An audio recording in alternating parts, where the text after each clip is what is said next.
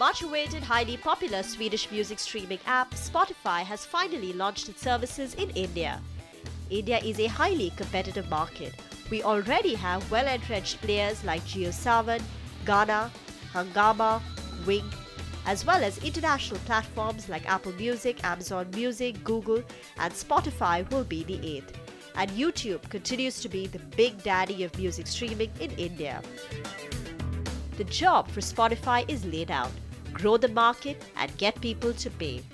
To take this discussion forward, we're now joined by Spotify's India MD, Amarjit Singh Batra, his first media interview. Amar, you faced some delays on account of the legal tussle with Warner Brothers, but you're here now and Spotify is here to stay. We're excited to be here. In fact, the fans were getting impatient, so it's fantastic. But we generally take time to prepare and enter markets. It's not it's not in months sometime. In week 1, you said that you generated or you had 1 million users. We're in week 3. What does that number stand at? We don't talk about numbers generally out there, but we only shared our first week's number. I think that's been great. And what I can tell you is that we are facing some fantastic response in the market. Everyone talks about India's potential. We have, say, 400 million plus smartphone users, the second highest in the world after China. The data rates in India are the cheapest anywhere in the world. And all this augurs very well for audio streaming industries, audio, video, OTT players, etc. Lay out the competitive landscape or the industry potential according to you. So that's where I think we come in. I think, and we feel that we're coming at a great time, because I don't think there's been better time to be in this market. So some of the reports talk about 150 million users listened to a music streaming last year. I think it's a good number to start off with, but much lesser than the overall potential. But at least we have some runway here to be where we are today. So that's interesting. But if you look at the global landscape, I think like Spotify has been 10 years into this space. We were the pioneers in the music streaming service, in the music streaming business. We today have about 207 million users overall for Spotify globally, and 96 million pay for the music. So this number itself is very sizable, but India is still smaller than what we have globally. So in a way, I think India has a lot of potential, but we are at a very infancy stage in terms of overall market as such. Yeah. Nascent stage at an inflection point is what you're saying about India. Okay, let me come to globally. 45% of the users are paying. Going by the data that you're telling me, for Spotify at least, 207 million users, 97 million of them are your paid subscribers. So that gives us a number of 45%. Now in India, you're saying the total, the industry has 150 million users in the audio industry. What is the percentage of that which pays? We all know India is a very free market. So only 1% of the people pay for music today in this country. So that's a huge gap that we see, and typically I think if you look at why it is happening is because people probably are spending more time on piracy. So one of the reports says that almost 3 out of 4 users who listen on music on the phones are actually on a pirated service actually. So in your investment thesis, when you drew up the investment model when Spotify came to India, 1% paid subscriber, what can that number increase to? See, globally we have 45%. I can't say exactly where it will go because I think there have been last 3 to 4 years this number has been like less than 1% or 1%. But what we can learn from is what's happening in the OTT space. I think in the last 2 years, the rest of the video subscription services has also seen an inflection point where subscriptions have started growing. So I think in this space also we believe that if we can get people to spend more time, I think we have to go to the root cause of the problem.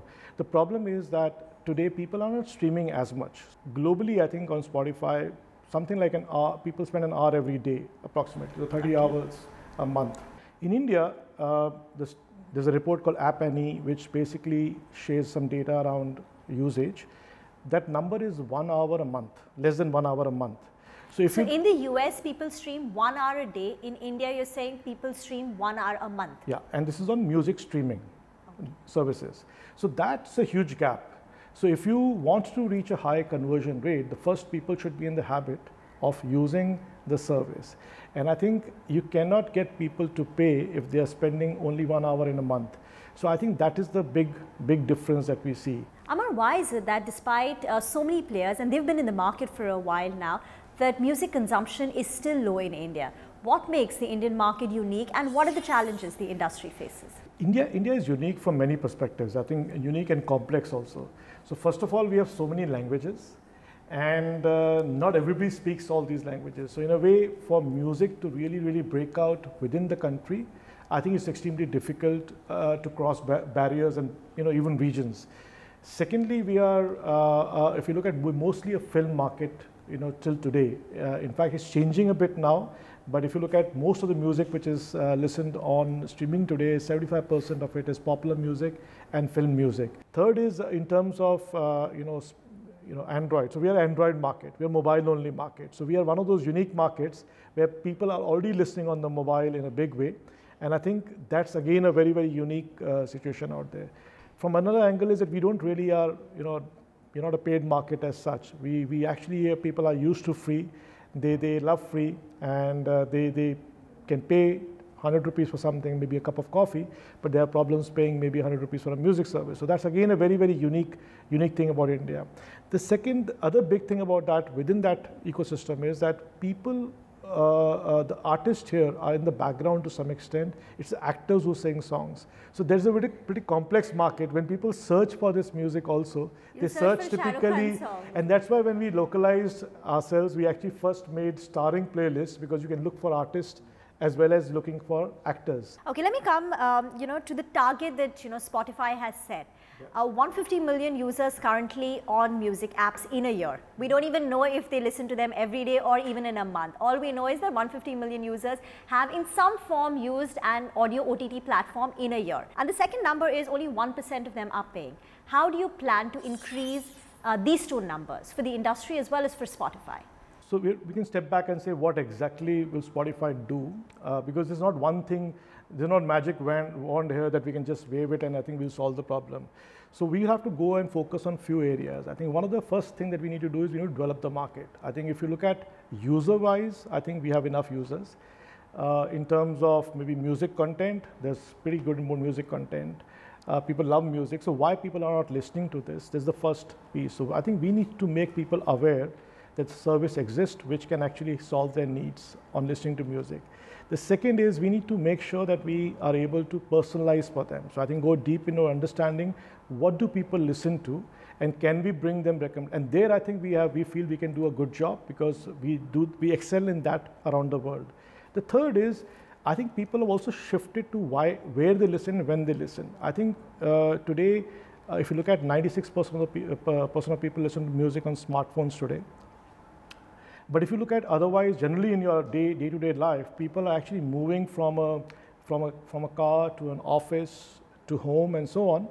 Spotify allows you to actually provide an experience in which you can move beyond platforms, which is mobile, to maybe your desktop, and then come home and actually connect it to your TV or connect it to your speaker. So that I think is a ubiquity. The fourth is I think is on the ecosystem side of it, where you work closely with the labels and the artist, and where we kind of work together to bring good music, and maybe help people discover that great music in terms of creating playlists and promoting those playlists. So these are a few of the areas where I can talk about. In the US, you had the advantage because you were the first mover. But here we already have about 7 streaming platforms, plus you've got YouTube. So some would say that you're late to the party here. We feel the party has just started. In fact, last 2 years have been a dramatic change for the industry. And I think a lot of people came much early, but that was tough times. I think the major movement that has happened is because of cheap data access and smartphone adoption. So Spotify entering at this stage, I think is potentially great for everybody. Because Spotify gives an audience of about 207 million outside India, and all these artists who are building up here, they also want exposure outside. So we already have a huge diaspora audience which listens to Indian music, but there's an audience which is outside of that. And if you look at globally, I think the best musics are breaking out. If you look at Spanish music or even Korean music, European and so on, they've broken out of their own countries and become successful. So I think in the next few years, I think we expect the music to break out, I think to some extent within the own country, and also go outside India in a big way. The other thing is about how do you engage the audiences from different angles. I think we are audio's first platform. So along with music, I think we also believe that people can listen to podcast. Podcast is a growing market globally. We are one of the leading players in podcast space Your now. CEO has said that 20% of your revenues globally can come in from the non-music platforms, which includes podcasts. So of course, it's a big focus area to increase user engagement. Absolutely, and I think that's an area where we believe that including music and podcasts, in fact, some of the studies have shown for us that as we have brought podcasts out there, people actually want to stick to one platform. Let me come back to that earlier point that you were making about why are Indians only streaming 1 hour a day? We've been talking about competition from, say, a JioSaavn, a Gaana, Apple, Amazon. In YouTube, that's the big daddy. Is radio a big competitor? What does your data tell you? Are Indians largely listening to music when they're on the go in the car, and therefore radio perhaps is your biggest competitor? I think the biggest competitor for us would be probably piracy. I would say that, yeah. Because if you look at it, I think there are still more revenues lost in the market because of piracy than anything piracy? else. I think after piracy, I believe there's enough market which doesn't even listen. They like music, but they don't have a proper, set place where they listen to music. After that, there comes to different players who are there, maybe radio or YouTube or somebody. So I would not call them competition. I would say that they're alternative sources of listening to music. Let me talk about pricing. You've priced it at 119 rupees per month. So you have localized your pricing. Some of your peers are at 99 rupees per month. Some of them are at 120 rupees per month. So largely here and there. Now if I compare Spotify's pricing in the United States, that costs 700 rupees per month, which means the pricing in India is 80% cheaper than that in the US. You've come here, you're trying to reset the audio industry, but when it comes to pricing, you are a price taker, you're not a price setter. I would not call us as price takers, but I think we have to analyze what the country is first of all. I think the per capita income looks different with US and India is a lot different. But India is just not one country if you look at it. India is actually multiple countries within that. So there is a amount of people in this country who can actually afford much higher also. But then there are a lot of people who would not even want to pay 119 rupees also. So if you look at purchasing power parity, I think this 119 might be even higher compared to what there is in the US. But that said, what we have gone ahead and done is that we try to price it to the best possible where people are today buying at. And we believe that I think a bigger job is to see why people are still not buying at that price if that price is available in the market. So I would say I would go to rationals. So India is a volume game for you right now? Not exactly. I think we believe that there will be more free users in India than paid users to start off with. But somebody has to go and do the job of helping grow the paid market also. And we believe that Spotify needs to invest behind both, because without growing the free market, if you go back to the Spotify model, I'll give you a bit of a history there, which is very critical to understand. Spotify came in 10 years back when the piracy was, really on rampant. So now in Sweden, and Sweden was really, and this is a Swedish company. So there, the music revenues were going down globally, piracy was rampant, Napster had happened, and so on and so on. So people were no way going to pay for music. So Spotify came in and said that let's try to introduce a freemium model where we move people to paid, but we can't then move them directly to paid. Let's move people to free. Because people spend hours and hours on downloading music, I think provide them an amazing free service where they can start off it, and as they use it, they'll realize that, why were they spending hours when all this is available on a click of a button? And this worked very well, and rest is history. But in India, this job has not been done by the way. What is Spotify doing which is unique to the Indian market? So at the start, I think the first thing that we're doing is that we are focusing on three pillars basically.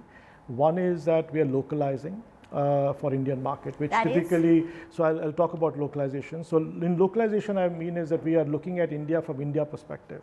So Spotify as a product, we typically go into a market where there is normally one language or maximum two languages out there. very rarely 3 languages. This is a country which has got more than 22 languages. Yeah. So now, how do we kind of customize yourself and localize yourself for that language? The other areas we have thought about is how do we bring something that is on par with what people are used to. Spotify doesn't offer free, is restricted free service globally. Here we have gone ahead and offered a free service which is fully on users' control. So that's again, we've gone deep into it. We localize on the pricing to some extent. You can say it is similar to everybody, but it's localized. We localized. We've brought some of our global partnerships, and it's available out there today. Spotify is available on lots of devices, in India to start off with. So this is the starting part of our localization, but as we go along, we will probably look into it more. Would you look at a Netflix type or an original content? Is that the model which you can replicate for Spotify in India? We closely work with our stakeholders from the labels and the artist side of it. So we don't really go into exclusive content generally, and as a model is not like Netflix from that perspective. Okay. So our focus is to how do we work with the labels and artists to basically help them generate more music. But they're free to tie up with all the others. There is no exclusivity. Absolutely. Okay. I think the advantage we have is that we have a very dedicated focus towards helping them grow. So let me give you a bit of a context there. So we have something called Spotify for Artists, so which basically allows, it's our own app for them. They can find a bit more about who is listening to their music, where they are listening to. They can analyze lots of data around it, and they can plan stuff around it. So basically giving them more tools in their hand, we are allowing them to kind of go and interact with artists. So for example, there's a program called Spotify on Stage, or Fans First program. Allows us to go out and generate, the fans can interact with their artist, and Spotify can be the catalyst around it. Yeah. I want to come back to the point about competition. A lot of us have some form of a music app which is embedded with our operator. For instance, an Airtel operator has Wink, a Jio operator has JioSaavn, or for instance, I as an iPhone user or an Apple user, it's easier for me to integrate with Apple Music rather than download a Spotify. It's just easier, pure convenience there. So why should someone offset that convenience and try and download a Spotify? And is that a challenge for you? Do you think that will be a challenge? No, I don't see it as a challenge, but I think definitely there is a preference for certain way you consume music. The reason we don't see it as a challenge is because in the end we believe that we are specializing in this.